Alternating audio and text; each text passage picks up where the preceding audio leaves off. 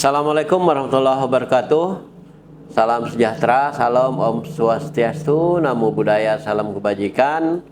Sahabat kerukunan, kembali lagi kita bersama Pak Pendeta Rolling Kurniadi Darmara, Ketua Walubi Kalimantan Barat. Selamat datang Pak. Ya, Ini terima kita kasih. di segmen akhir nih Pak.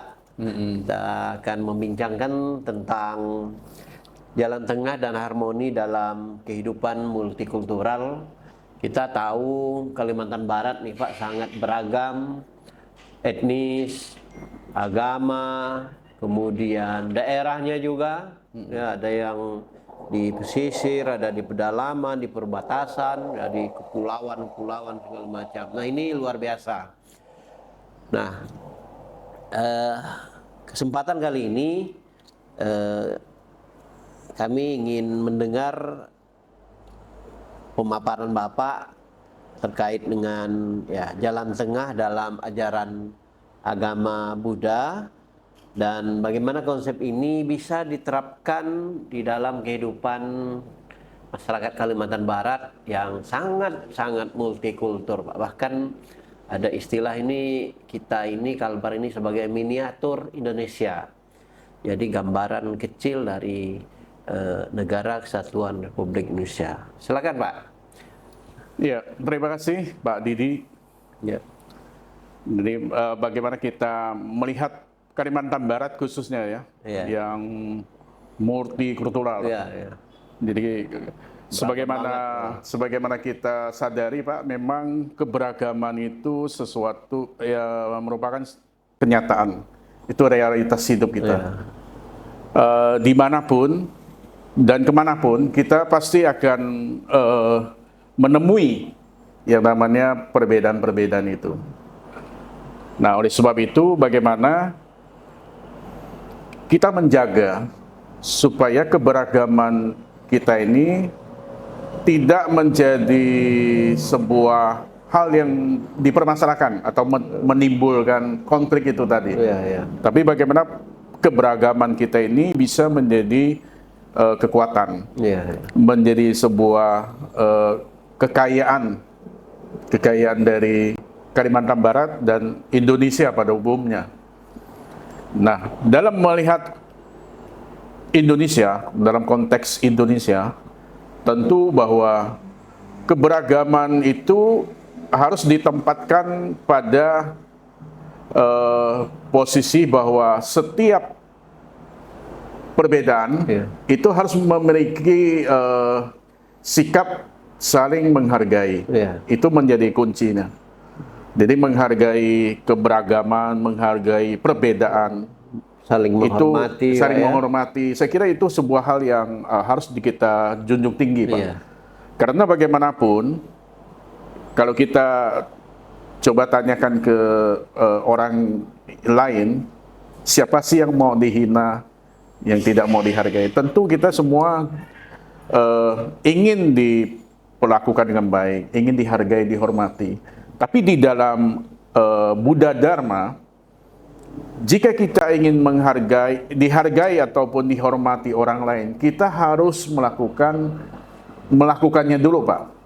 Karena semua di dalam keyakinan Buddha Dharma itu adalah hukum sebab dan akibat, kausalitas itu. Kausalitas. Jadi kalau kita ingin diperlakukan dengan baik, mendapat penghargaan dan sebagainya, kita harus memulainya dulu. Bagaimana menghormati, menghargai orang lain ataupun komunitas dan pihak-pihak yang berbeda itu tadi. Kemudian terkait ini Pak, kan ada kadang oknum tertentu atau kelompok tertentu yang sangat radikal gitu, bahkan mengarah ke ekstremisme. Nah ini bagaimana menghadapi hal-hal seperti ini Pak? Ya tentu di dalam sebuah masyarakat itu tentu kita akan berhadapan dengan orang-orang yang tidak sependam, satu pandangan, atau sepaham gitu Pak. Memang itu seperti yang saya katakan tadi bahwa ekstrim, pandangan ekstrim itu pasti ada. Sama halnya juga di masyarakat kita pasti ada kelompok. Itu sebenarnya kelompok kecil, Pak. Iya, iya, iya. Kelompok kecil, komunitasnya suaranya sangat besar kecil, tapi biasanya. suaranya sangat besar. Nah, kalau menurut saya sebenarnya kita yang lebih banyak ya, lebih Iya. mayoritas saya Iya. katakan. Kita ini kan sebenarnya mengedepankan penganut toleransi, Iya. ya, ingin menghargai, menghormati perbedaan. Kita ini yang harus bisa mewarnai Iya. mewarnai masyarakat Kalimantan. Harus bisa Terdengar suaranya, menggaungkan ya, itu, gaungnya, Pak. Ya. Dan jangan sampai kelompok kecil yang Iya. hanya segelintir saja, Pak, lantas Menguasai ya menguasai situasi dan keadaan masyarakat kita Iya. melalui seperti yang tadi saya katakan, sekarang eranya media sosial. Iya. Nah, kelompok-kelompok kecil ini yang punya pandangan ataupun paham yang ya katakanlah yang intoleran itu Iya, iya, iya. menggunakan itu, Pak, media sosial. Karena seperti kita ketahui kalau media sosial ini kan sebenarnya dia cepat ya, Iya. cepat, murah dan mudah. Dunia serasa dekat, kecil gitu, Pak, ya. Iya, siapapun itu sekarang bisa membuat konten itu. Iya. Nah, saya kira ini memang mau tidak mau kita harus bergandengan tangan, Pak. Harus membangun sebuah kebersamaan dan kesadaran kolektif bahwa sebenarnya keberagaman kita itu adalah sebuah hal yang niscaya, dan ini juga harus menjadi sebuah apresiasi dari kita bagaimana kita melihat perbedaan itu adalah sebuah khasana, keindahan. Sebagaimana kita pahami bahwa ketika kita misalnya ke sebuah taman bunga, Pak, Iya. kalau di taman bunga itu hanya ada satu warna saja, katakanlah warna merah atau kuning, itu tidak indah. Tidak indah. Tapi karena di taman bunga itu ada warnanya, berwarna-warni bunganya, disitulah keindahan. Nah, bagaimana kita menempatkan masyarakat Kalimantan Barat dan Indonesia, kita juga melihat keindahan dari keberagaman itu.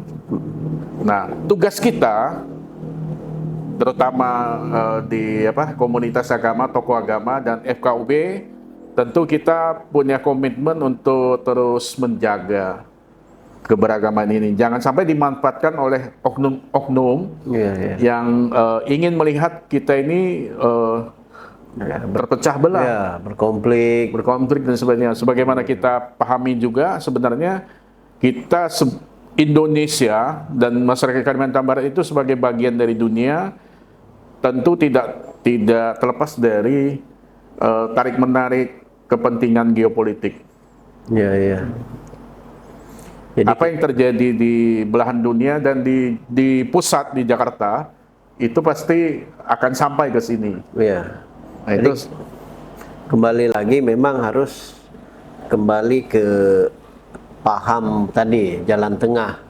ya Kalau bahasa yang sering kita dengarkan moderasi beragama gitu, Pak, ya. Jadi menurut Bapak, apakah ini sangat cocok sebagai solusi dari problem-problem tadi itu, Pak? saya kira ini satu-satunya solusi bahwa jalan tengah ataupun moderasi Iya. yang sudah sekian tahun digaungkan oleh Kementerian Agama Iya. dan semua majelis-majelis agama, Ya, pemerintah lah intinya, pemerintah ya. juga. Saya kira ini sebuah solusi bersama buat kita. Iya, iya. Karena di dalam moderasi itu kita menghindari ekstrim. Iya. Sebagaimana Sang Buddha melalui pengalaman hidup langsung, Iya. tidak ekstrim memuja kemewahan, menikmati Iya. kemewahan Iya. dan penyiksaan diri itu. Iya, jadi kembali Kepada kalau di kami di umat Buddha itu landasannya itu adalah dari pengalaman hidup Sang Buddha, kemudian di dalam khotbah-khotbah kitab suci beliau.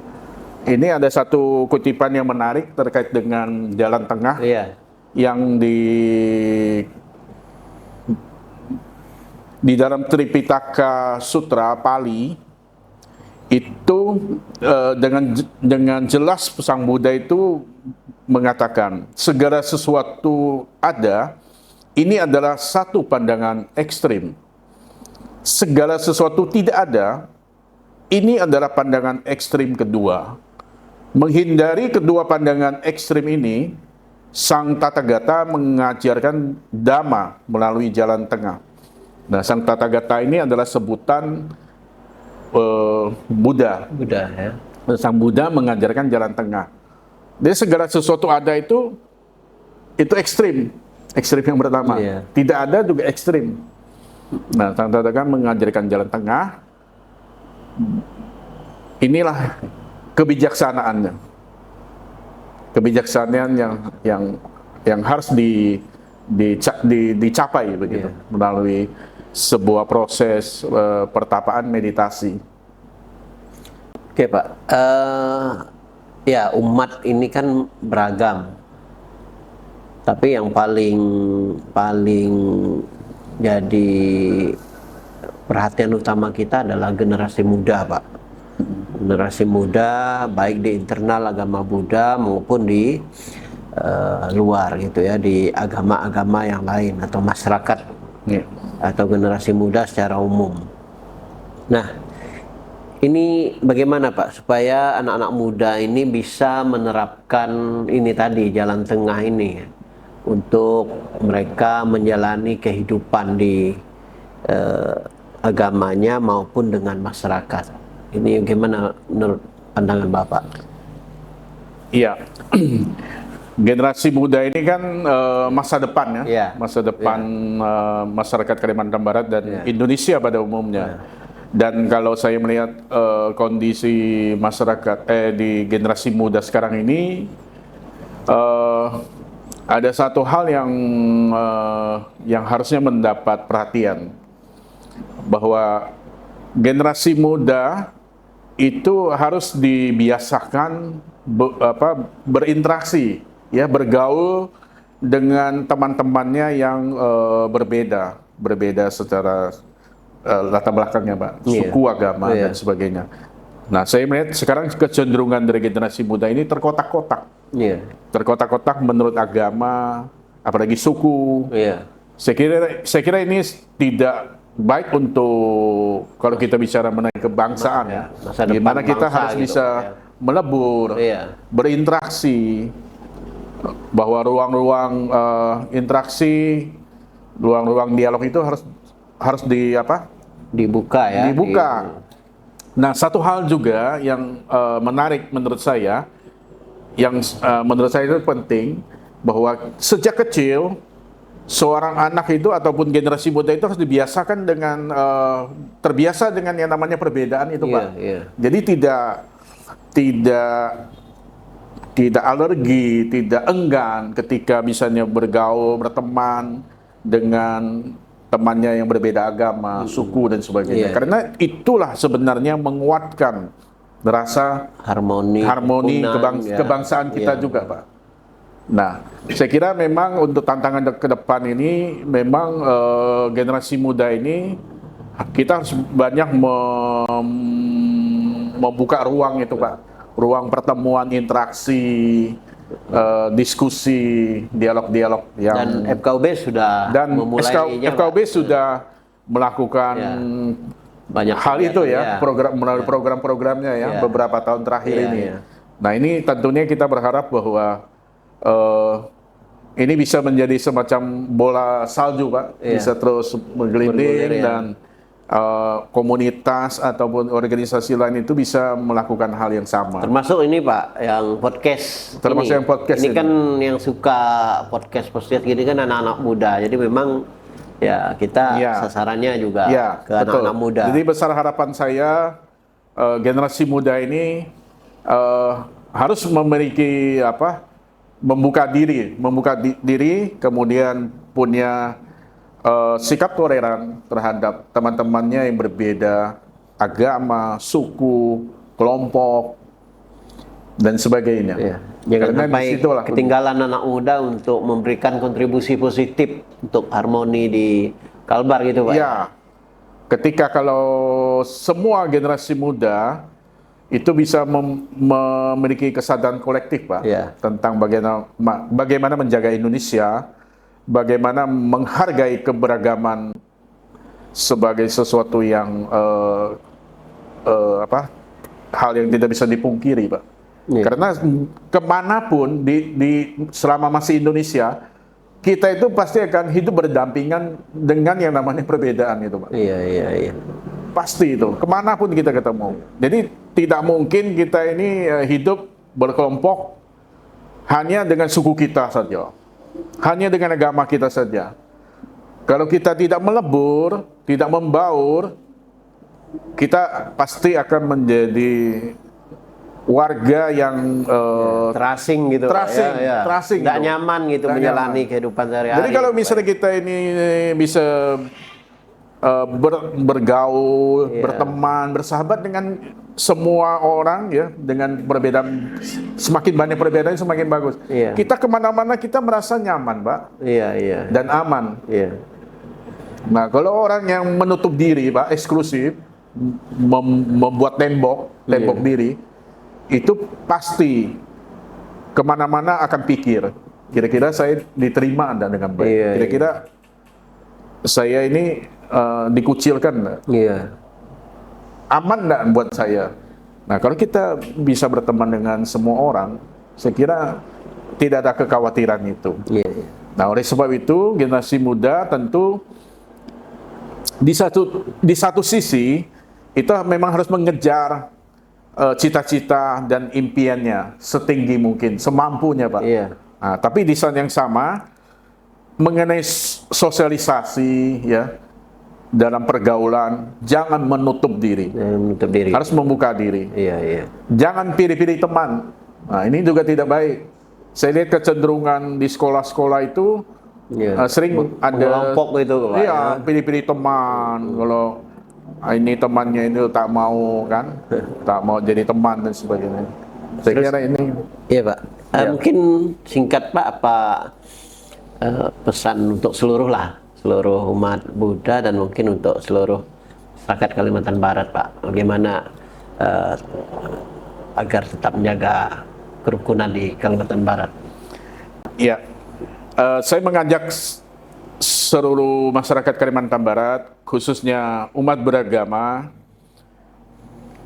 bagaimana kita terus memperkuat sikap toleransi, saling menghargai, saling menghormati semua perbedaan agama yang ada. Dan kita jangan mudah termakan oleh isu-isu yang sebenarnya dihembuskan oleh orang-orang yang punya kepentingan, Untuk yang tidak bertanggung jawab, yang memecah belah sebenarnya tujuannya, ingin ya. melihat kita ini terpecah belah, Iya. saling berkonflik dan sebagainya. Karena jika ada konflik, pasti ada pihak yang diuntungkan. Iya. Nah, tugas kita bagaimana kita terus menggaungkan sikap toleransi dengan prinsip jalan tengah, bahwa ketika menghadapi sebuah persoalan kita harus mengedepankan dialog dan musyawarah. Kita temukan solusinya, titik temunya pasti Iya, ada. iya. Itulah jalan tengah. Iya. Jalan tengah sebagaimana di dalam ajaran Buddha itu sudah diajarkan Iya. oleh Sang Buddha, Sang Buddha. Gautama Iya. sendiri. Terima kasih. Demikian Pak Didi. Ya, luar biasa, Pak. Jadi sudah 3 sesi kita lalui. Tadi yang pertama terkait dengan profil Walubi, kemudian yang kedua tentang Dharma Damai, dan sesi terakhir ini bagaimana ya jalan tengah ini bisa menguatkan kerukunan di masyarakat Kalbar yang multikultur. Terima kasih, Pak, sekali lagi. Ini Ya. kita akan ya dengan berakhirnya tadi sesi ini tentu berakhir juga sesi yang ketiga.